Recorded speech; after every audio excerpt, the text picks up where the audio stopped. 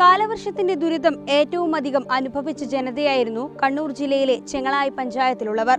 ഈ പ്രദേശം മുഴുവനായും വെള്ളത്തിനടിയിലായ ഒരു ദൃശ്യമായിരുന്നു കഴിഞ്ഞ ദിവസങ്ങളിൽ നാം കണ്ടത്. വെള്ളം ഇറങ്ങി തുടങ്ങിയെങ്കിലും ഈ ജനതയുടെ ദുരിതം ഇനിയും തുടർന്നുകൊണ്ടിരിക്കുകയാണ്.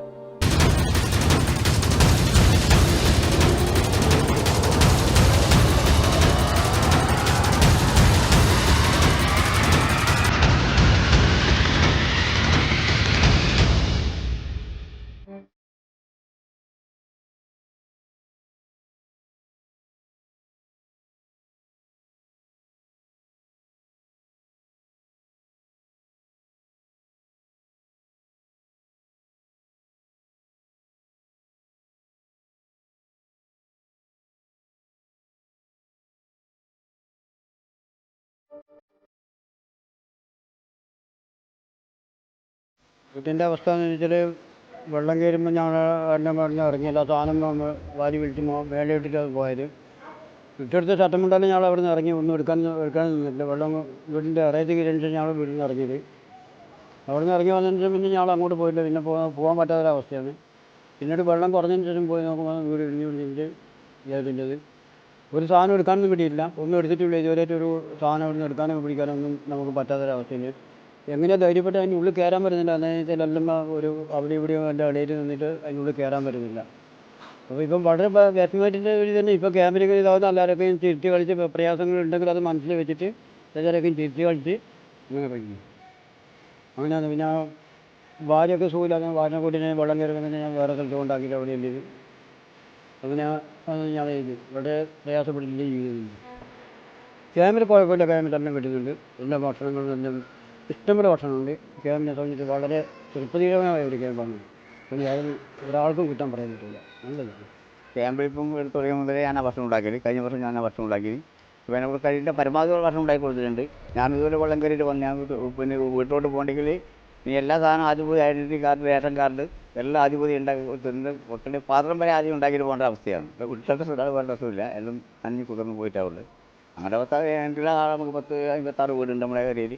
അവർക്ക് എല്ലാവർക്കും ഉള്ള അവസ്ഥ ഇത് തന്നെ. കുറച്ച് വീട്ടുകാർക്ക് വലിയ വിഷമില്ലാണ്ടല്ലോ. ബാക്കി എല്ലാവരും ഇതേപോലെ അവസ്ഥയിലാണ്. പിന്നെ എൻ്റെ കഴിവിൻ്റെ പരമാവധി ചെയ്തിട്ട് നമ്മളെല്ലാവർക്കും ഭക്ഷണം വലിയ മോശമുള്ള വിധത്തിൽ, നല്ലതെന്ന് പറയാൻ പറ്റില്ല എങ്കിലും ഒരു മോശമുള്ള വിധത്തിൽ ഉണ്ടാക്കി കൊടുക്കുന്നുണ്ട്. അതിന് ഇതുവരെ ആരും പറ്റുവാനും ഞാൻ വാങ്ങിയിട്ടുമില്ല, തന്നിട്ടുമില്ല. നമ്മുടെ വ്യക്തിപരമായി ചെയ്യുന്നൊരു കാര്യം.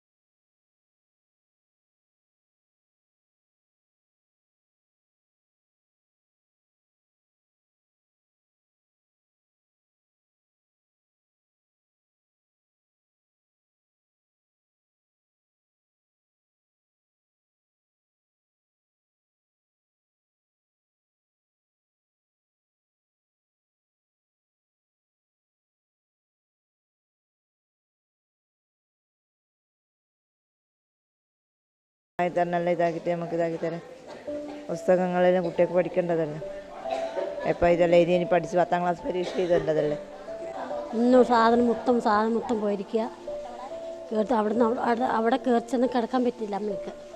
അങ്ങനെ അവസരമാണ്. അതുകൊണ്ട് എന്തെങ്കിലും പഞ്ചായത്തിൽ എന്തെങ്കിലും വീടെന്ന് വിളിച്ച് നമ്മൾ തരണം. അത്ര അങ്ങ് കഷ്ടപ്പാടാണ്. വീട് നമ്മൾ 3 പേരുണ്ട് താമസം. ഇന്നൊക്കെ ഒരാഴ്ചയായി. കഴിഞ്ഞ ബുധനാഴ്ച ഇവിടെ വന്നു, സന്ധ്യയ്ക്ക് വന്നതാണ്. ഇവിടം വരെ വെള്ളത്തിൽ മുട്ടി വരുന്നതാണ്. അങ്ങനെ എല്ലാം പോയി. വീടേ ഇല്ല മക്കളെ, കട്ട വീടാണ്. മേലെ സാധനം എടുത്ത ചരി വെക്കാൻ അരി വരിയില്ല, ചോറായിരിക്കുക. എല്ലാം നഷ്ടപ്പെട്ടു. ഞാൻ ദുരിതം കഴിയുന്ന മക്കളെ. ഞങ്ങളവിടെ 5 ഇപ്പം വെള്ളം കയറിയിട്ട് എല്ലാവരും അവിടെ ഇവിടെയൊക്കെയായി. എൻ്റെ മോൾക്ക് ക്യാൻസറാണ്. അത് അവിടെ ചേർച്ചിട്ട് ആക്കിയേക്കുക. പിന്നെ തള്ളക്ക് എൻ്റെ ഭാര്യക്ക് തൊഴിലാഞ്ഞിട്ട് വേറൊരു വീട്ടിലാക്കിയേക്കുക. പിന്നെ 2 കുട്ടികളാണ്, അതും ഇപ്പോൾ വേറൊരു വീട്ടിലാണ്. പിന്നെ എൻ്റെ വേറെ ഒന്നുമില്ല, എല്ലാം നശിച്ചു പോയി. ഒരു പൈസ വരെ വരുമാനമില്ല ഇപ്പോൾ. ഞങ്ങൾ 5 ആൾ പോയി, ഒന്നുമില്ല.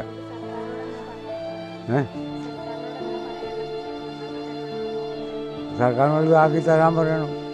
അല്ലാതെ ഇപ്പോൾ സർക്കാർ തന്നെങ്കിലെല്ലാം മേടിക്കാൻ പറ്റുള്ളൂ. നമുക്ക് പ്രതീക്ഷയൊന്നുമില്ല. അത് അങ്ങനെയാണ് ഉള്ളത്. ഈ ലോകം മുഴുവൻ നശിച്ചില്ല, പിന്നെ നമുക്കത്ര പ്രതീക്ഷിക്കാൻ കഴിയില്ല. ഇവിടെ ഇങ്ങനെയുള്ള സംഭവങ്ങളുണ്ട്. ആരും അപായം വന്നില്ല, ഒന്നും ഒലിച്ചു പോയിട്ട് വീടുകളൊന്നും പോയിട്ടില്ല. ചുരുക്കം പേരുടെ വോട്ടിലെ വീടാ പോയിട്ടുള്ളൂ. അപ്പോൾ പിന്നെ ഇതിനേക്കാളും വലിയ ദുരിതം നടക്കുന്നത് ഗവൺമെൻറ് കൊടുക്കാൻ പോകണം, നമുക്ക് തരണോ എന്നുള്ളത് പറയാൻ കഴിയില്ല. ആരും ഒരു കുറ്റം പറഞ്ഞിട്ട് കാര്യമില്ല. ഇതല്ല ദൈവത്തിൻ്റെ കൽപ്പന പ്രകാരം വന്നിരിക്കുന്ന സംഗതികളാണ്. പിന്നെ നമ്മുടെ സ്ഥിതിയാണ് ഞാനീ പറഞ്ഞത്. എൻ്റെ മോക്ക് സുഖമില്ലാത്തതുകൊണ്ടാണ് ഇപ്പോൾ അതിനെപ്പറ്റി ഇപ്പോൾ ഈ അമ്മേൻ്റെ ഇവിടെ വന്ന് സംസാരിച്ച് അതിന് പോകാൻ പ്രതികാരം കാണാമെന്ന് പറഞ്ഞ് അങ്ങനെ പോയി. എല്ലാവരോടും പറയുക എന്നുള്ളതല്ല, എനിക്ക് മറ്റൊന്നും പറയാനില്ല.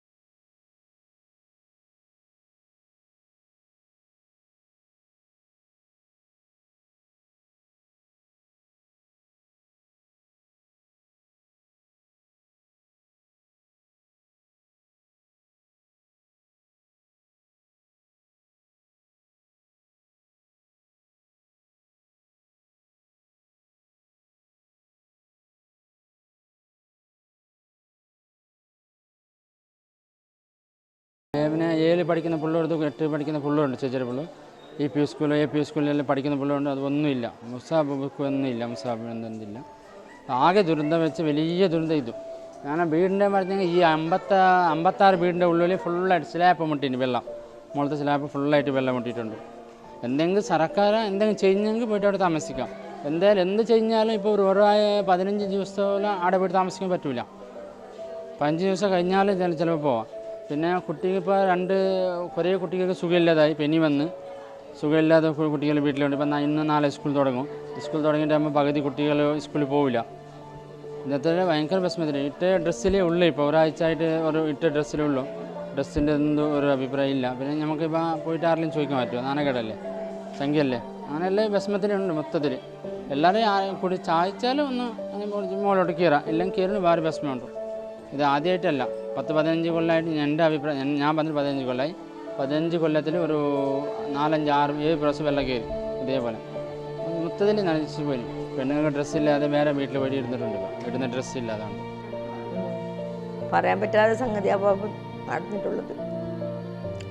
കയറാൻ കഴിയാത്ത അവസ്ഥയാണ്. നമ്മളത് ആരോട് പറയാൻ, ദൈവത്തോട് പറയത്തില്ലാണ്ട് ആരോട് പറയാനില്ല.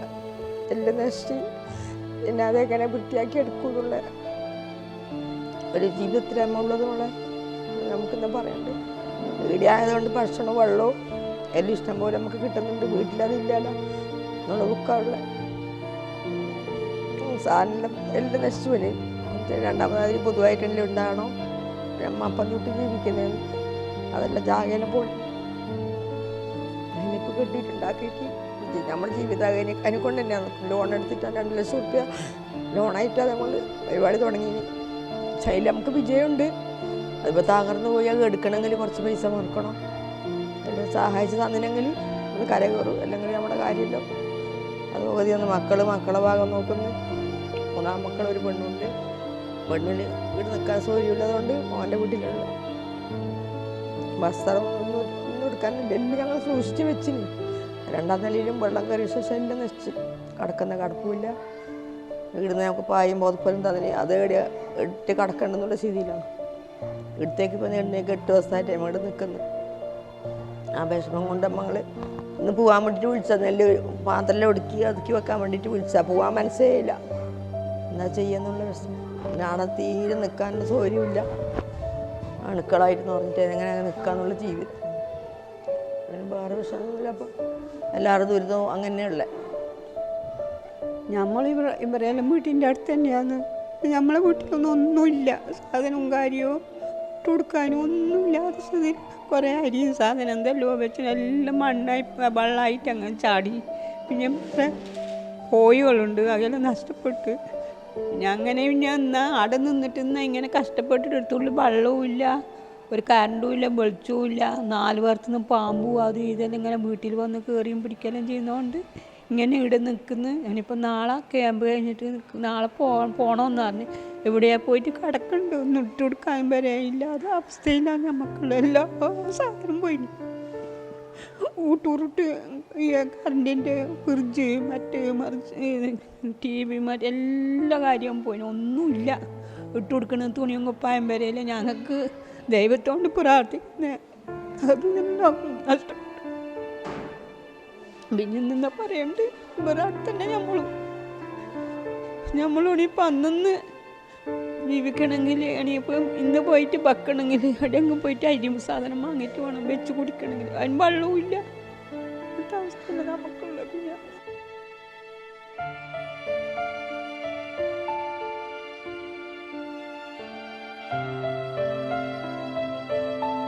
എന്നാ നമ്മൾ പറയേണ്ടത്, നിങ്ങളെല്ലാം അറിയുന്നു കേൾക്കുന്നില്ല. ഞാൻ വേറെ എന്തെങ്കിലും സഹായം ചെയ്ത് തന്നിന് ഞങ്ങൾക്ക് സമാധാനമായി. ഇല്ല പിന്നെ നമ്മൾ എങ്ങനെയെങ്കിലും ജീവിക്കും. ദൈവം ഇട്ടെടുത്തോളം ആയുസ് ഇട്ടെടുത്തോളം ജീവിക്കും എങ്ങനെയെങ്കിലും. ഞാൻ കാട്ടി എത്രയോ ആൾ കഷ്ടപ്പെടുന്നുണ്ട്. ഇവിടെ നല്ല ഭക്ഷണവും കാര്യവും ഇട്ട് കൊടുക്കാനും തിന്നാനും കുടിക്കാനും ഇഷ്ടം പോലെ ഉണ്ട്. എന്നാ വേണ്ടുന്നതിന് മുടക്കില്ല. ഞാൻ വീട്ടിലെത്തുന്ന കാര്യം വീട്ടിലെത്തുമ്പോൾ വിഷമം തോന്നുന്നതായിട്ട് നമ്മൾ ഇങ്ങനെ തന്നെ ഇവിടെ ഇരിക്കുന്നു. നമ്മൾ കുറേ ആൾ വൃത്തിയാക്കാൻ പോകുന്നുണ്ട്. ഇങ്ങനെയെല്ലാം കാര്യം തന്നെ.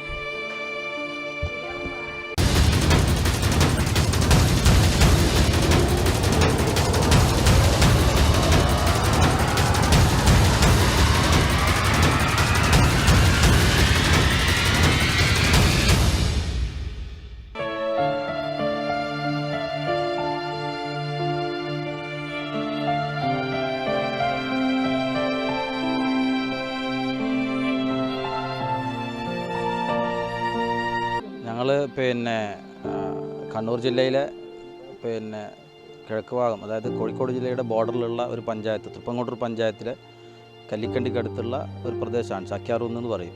ചക്യാറൂന്ന് ഉതുക്കുമൽ എന്ന് പറയും. ഞങ്ങളും ഇതേപോലെ ഈ പ്രളയത്തിൻ്റെ ഇരകളായ ആളുകളടക്കമുള്ള ആളുകളാണ്. അപ്പോൾ ഞങ്ങളിങ്ങനെ എല്ലാ സ്ഥലങ്ങളൊന്നും സന്ദർശിക്കാൻ വേണ്ടി വന്നതാണ്. ഞങ്ങളെ കൊണ്ട് കഴിയുന്ന തരത്തിലുള്ള പ്രാദേശികമായ കൂട്ടായ്മകളിലൂടെ, സംഘടനകളിലൂടെ, ഞങ്ങളിൽ വിവിധ സംഘടനക്കാരൊക്കെ ഉണ്ട്. ഒരു സഹായം ഞങ്ങൾക്ക് ചെയ്യാൻ പറ്റുമെങ്കിൽ അത് ചെയ്യാമെന്നുള്ള നിലക്ക് കാണാൻ വേണ്ടി വന്നതാണ്. അപ്പോൾ ഞങ്ങൾ സന്ദർശിച്ച കൂട്ടത്തിൽ ഇരിക്കൂർ വഴി വന്നതാണ്. എല്ലാ ഭാഗങ്ങളും സന്ദർശിച്ചിട്ടുണ്ട്.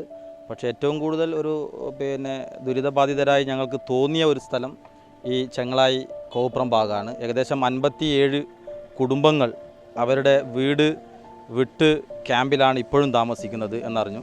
അതുപോലെ വീടുകൾ സന്ദർശിച്ചു. അതിൽ ചില വീടുകൾ സാധാരണക്കാർ ജീവിക്കുന്ന ഒരു സ്ഥലമാണ്. അവർക്കിത് താങ്ങാൻ കഴിയാത്ത വിധത്തിൽ അതിലവരെ അത് ബാധിച്ചിട്ടുണ്ട്, എഫക്റ്റ് ചെയ്തിട്ടുണ്ട്. ഏകദേശം 4 ആൾ പൊക്കത്തിൽ വെള്ളം കയറിയിട്ടുണ്ട്. ചില വീടുകൾ പൂർണ്ണമായും തകർന്നിട്ടുണ്ട്. പിന്നെ ഖാദർ എന്ന് പറയുന്ന ആളുടെ തറവാട് വീട് തകർന്നതായിട്ട് അവിടെ കണ്ടിട്ടുണ്ട്.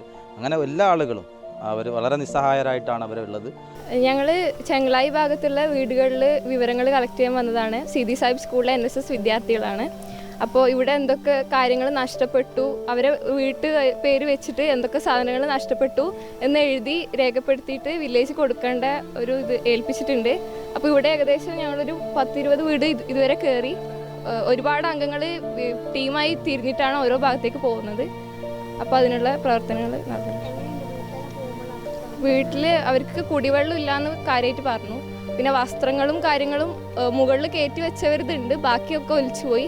പിന്നെ ഒരു വീട്ടിൽ പോയപ്പോൾ അവിടെ ഒന്നുമില്ല, എല്ലാം മൊത്തം ഒലിച്ചു പോയി. എന്താ ചോദിച്ചപ്പോൾ മൊത്തം ഇനി ഒന്നുമില്ല, ഞാൻ മാത്രമുണ്ട്, എൻ്റെ ജീവൻ മാത്രമേ ബാക്കിയുള്ളൂ എന്നാണ് ഒരു വയസ്സായ ഒരു അമ്മ പറഞ്ഞത്. അപ്പോൾ വളരെ ദയനീയ അവസ്ഥ തന്നെയാണ്. വളരെ ഭയങ്കരമായ വെള്ളപ്പൊക്കമാണ് ഈ പ്രാവശ്യം അനുഭവപ്പെട്ടത്. നമ്മുടെ ഗ്രാമപഞ്ചായത്തിൻ്റെ ഏകദേശം 40% ഡയറക്റ്റായി വെള്ളം കയറിയ ഒരു അവസ്ഥയുണ്ടായത്. ഇവിടെ ചെങ്ങളായി ടൗണ് തന്നെ വളരെ മുങ്ങിപ്പോയൊരവസ്ഥയാണ് നമുക്കുള്ളത്. ഏകദേശം 490ഓളം ആൾക്കാർ വീടില്ലാതെ ഓടി ക്യാമ്പുകളിലേക്ക് വരുന്നൊരവസ്ഥയാണ് ഉണ്ടായത്. 1790-ലധികം ആൾക്കാർ ക്യാമ്പുകളിൽ പങ്കെടുത്തിട്ടുണ്ട് ഡയറക്റ്റായിട്ട്. ഇതിലെ ഒട്ടുമിക്ക ആൾക്കാരും ഇവിടെ നിന്ന് അവരുടെ ബന്ധു വീട്ടിലേക്ക് പോയ അവസ്ഥയാണ് നമുക്ക് കാണാൻ വേണ്ടി കഴിയുക. പ്രളയം കഴിഞ്ഞ ഉടനെ തന്നെ ബാക്കിയുള്ള വീടുകളിലേക്കിൻ്റെ അവസ്ഥ പഠിക്കുന്നതിന് വേണ്ടി പോവുകയും അതോടൊപ്പം തന്നെ ശുചീകരണ പ്രവർത്തനങ്ങൾ വെള്ളം ഇറങ്ങുന്നതോടുകൂടി തന്നെ ഞങ്ങൾ പൂർത്തീകരിക്കാൻ വേണ്ടി നമുക്ക് കഴിഞ്ഞിട്ടുണ്ട്. സന്നദ്ധ പ്രവർത്തനം ഒരുപാട് ഞങ്ങളെ സഹായിക്കാൻ വേണ്ടി വന്നിട്ടുണ്ട്. ഇതിൽ നിന്ന് തന്നെ നമുക്ക് ഒരു വിരലിലെണ്ണാൻ പറ്റുന്ന അത്രയും വീടുകളാണ് പൂർണ്ണമായും നശിച്ചിട്ടുള്ളത്. എന്നാലും ജനങ്ങൾക്ക് ഈ ക്യാമ്പിൽ നിന്ന് തിരിച്ച് വീട്ടിലേക്ക് പോകാൻ വേണ്ടി സാധിച്ചിട്ടില്ല. ഒരു പ്രാഥമിക കണക്ക് എന്നതല്ലാതെ അന്തിമമായ ഒരു വ്യക്തമായ ചിത്രം ഇതേവരെ നമുക്ക് എടുക്കാൻ വേണ്ടി കഴിഞ്ഞിട്ടില്ല. അത് വരുന്ന 2 ദിവസത്തിനുള്ളിൽ കൊടുക്കണം എന്ന് പറഞ്ഞിട്ടുണ്ട്. ഈ കണക്കിലെടുക്കുന്നതോടൊപ്പം തന്നെ ഇതിൻ്റെ കൃത്യത ആവണമെങ്കിൽ ഈ പ്രളയബാധിത പ്രദേശങ്ങളിലേക്ക് സ്ഥിരമായി സഞ്ചരിക്കുന്നതുകൊണ്ടും ഈ മിഷനറീസ് മുഴുവൻ അതിനുവേണ്ടി ഉപയോഗിക്കുന്നതുകൊണ്ട് ഒരു കൃത്യമായ കണക്കുകൾ പൂർണ്ണരൂപത്തിലേക്ക് എടുക്കുന്നതിന് വേണ്ടി ഇന്നും നമുക്ക് സാധിക്കാത്ത അവസ്ഥയാണ്. ഏതായാലും 16-ാം തീയതി സർക്കാർ പറഞ്ഞിട്ടുണ്ട് ഇതിനൊരു വ്യക്തമായ ചിത്രം തരണമെന്ന്. അപ്പോഴത്തേക്ക് കണക്കെടുക്കുന്ന രീതിയിലാണ് നമ്മളുള്ളത്. അതിൽ അസിസ്റ്റൻറ്റ് എഞ്ചിനീയർ, അതുപോലെ തന്നെ വില്ലേജ് ഓഫീസർ, പഞ്ചായത്ത് സെക്രട്ടറി, ഇവർ 3ഉം എല്ലാ വീടുകളും സന്ദർശിച്ച് വ്യക്തമായ ചിത്രം ഉണ്ടാക്കണമെന്നാണ് പറയുന്നത്. ഞാൻ പറഞ്ഞത് 490 എന്നാണ്. അവിടെയും ഈ ഞങ്ങളുടെ കണക്കുകൾ നിൽക്കില്ല. ഏകദേശം ഒരു 700ഓളം വീടുകൾ ഇപ്പോഴും എഫക്റ്റ് ചെയ്ത രീതിയിൽ തന്നെയാണ് ഉള്ളത്. പോലീസിൻ്റെ നമ്മുടെ എഡ്യൂക്കേഷൻ്റെ സൈഡിൽ നമ്മളെല്ലാം റെഡിയാണ്. വോളണ്ടിയർമാരുടെ നല്ല സപ്പോർട്ടുണ്ട്, മുനിസിപ്പാലിറ്റിന് നല്ല സപ്പോർട്ടുണ്ട്, ലോക്കൽ പഞ്ചായത്ത് എല്ലാം സപ്പോർട്ട് ചെയ്യുന്നുണ്ട്. ജനങ്ങൾ അത്ര നന്നായിട്ട് രീതിയിൽ പ്രവർത്തി ചെയ്യുന്നുണ്ട്. പിന്നെ 2 ക്യാമ്പ് ഈ സംബന്ധിച്ച് നമ്മൾ വിസിറ്റ് ചെയ്തിട്ടുണ്ട്. ക്യാമ്പിലെ സംബന്ധിച്ച് വേറെ പ്രശ്നങ്ങളില്ല, നന്നായിട്ട് രീതിയിൽ പ്രവർത്തി ചെയ്യുന്നുണ്ട്, ആൾക്കാരെ നമ്മൾ സംസാരിക്കുന്നുണ്ട്. പക്ഷേ ഇന്ന് ഉച്ചയ്ക്ക് ശേഷം ചിലപ്പോൾ വീണ്ടും ഒരു ഹെവി ആയിട്ട് മഴ കയറ്റാൻ ഒരു ചാൻസസ് ഉണ്ട്. സോ അതിന് വേണ്ടി തന്നെ ക്യാമ്പ് നമ്മൾ അലേർട്ട് ചെയ്യണം. ഈ വിസിറ്റിൻ്റെ ബേസിക് കാരണം അത് തന്നെ. ഇപ്പോൾ മഴ പോയതിന് ശേഷം തന്നെ വീണ്ടും വേറെ കൂടുതൽ പ്രശ്നങ്ങളുണ്ടാവും. ചെടികളുണ്ട്, പിന്നെ എപ്പിഡമിക്സ്, ബാക്കി എല്ലാ പ്രശ്നം ഇപ്പോൾ സ്റ്റാർട്ട് ചെയ്യാൻ ചാൻസസ് ഉണ്ട്. സോ അതിനെക്കുറിച്ച് ആൾക്കാർ ഇവിടെ മരങ്ങൾ പ്രൊവൈഡ് ചെയ്യുന്നത് ചോദിക്കുന്നവരുണ്ട്. അപ്പോൾ DM സംസാരിച്ചിട്ട് ലിസ്റ്റും റെഡിയാണ്. അതർവൈസ് ജസ്റ്റ് ഒരു ജാഗ്രത വേണം, ബാക്കി ഒരു പ്രശ്നമില്ല. ഇവിടെ Taliparamba Tagore Vidyaniketan government vocational higher secondary സ്കൂളിലെ വിദ്യാർത്ഥികൾ, NSS വിദ്യാർത്ഥികളാണ് ഇവിടെ ചെങ്ങളായി പ്രളയ ദുരിത ബാധിതർക്ക് വേണ്ടി ചെങ്ങളായി ഗ്രാമപഞ്ചായത്തിൽ ഒത്തുകൂടിയിരിക്കുന്നത്. ഏകദേശം ഒരു 9 മണിയോടെ വോളണ്ടിയർമാർ 22ഓളം വോളണ്ടിയർമാർ ഇവിടെ എത്തി. പിന്നെ ചെങ്ങളായി പ്രദേശത്തുള്ള കൂവപ്പുറം അതുപോലെയുള്ള പ്രദേശങ്ങളിൽ ഏകദേശം 10-12ഓളം വീടുകളിൽ വിദ്യാർത്ഥികൾ പോവുകയും വോളണ്ടിയർമാർ പോവുകയും അതുപോലെ ശുചീകരിച്ച് വീട് ശുചിയായി കൊടുക്കുകയും ചെയ്തു. അതുപോലെ തന്നെ വളരെ ശോചനീയമായ അവസ്ഥയാണ് ഇവിടെ കാണപ്പെടുന്നത്. അടുത്ത വർഷങ്ങളിലൊന്നും ഇല്ലാത്ത ഒരു പ്രളയമാണ് ഇവിടെ നടന്നതെന്നാണ് അറിയാൻ പറ്റിയത്. നമ്മളവിടെ പോയപ്പോൾ ഭയങ്കര ദുരിതാവസ്ഥയാണ് കണ്ടത്. ഭയങ്കര ദയനീയാവസ്ഥ ഉണ്ടായത്. അവിടുത്തെ വളർത്തുമൃഗങ്ങളൊക്കെ ചത്ത് ഫുള്ള്, പിന്നെ വീട്ടിലൊക്കെ ചളിയൊക്കെ നിറഞ്ഞതായി. അങ്ങനെ കുറേ വീട് മൊത്തം ക്ലീനാക്കി കൊടുത്തു. പിന്നെ അവരും ഭയങ്കര സങ്കടത്തിലുണ്ടായി, അവരെ വീട് ഇങ്ങനെ ഇങ്ങനെ ഇതായതുകൊണ്ട്. പിന്നെ കുറേ ഒരു 10-12ഓളം വീടുകൾ നമ്മൾ നല്ലോണം പൂർണ്ണമായി ക്ലീൻ ചെയ്ത് കൊടുത്തു. ഇതാണ് ഇന്ന് ചെങ്ങളായി പഞ്ചായത്തിലെ അവസ്ഥ. ഒരു ജനത മുഴുവൻ തേങ്ങുകയാണ്. അവർക്കിന്ന് വീടില്ല, വീട്ടിൽ സാധനങ്ങളില്ല, ഭക്ഷണമോ തുണിയോ ഒന്നുമില്ല. ഈ അവസ്ഥയിൽ നിന്നും ഇവരെ കരകയറ്റണമെങ്കിൽ നാം ഒന്നിച്ച് പ്രയത്നിച്ചേ മതിയാവൂ. സർക്കാരിൻ്റെ കനിവിനെ കാത്തു നിൽക്കുകയാണ് ഈ ജനത.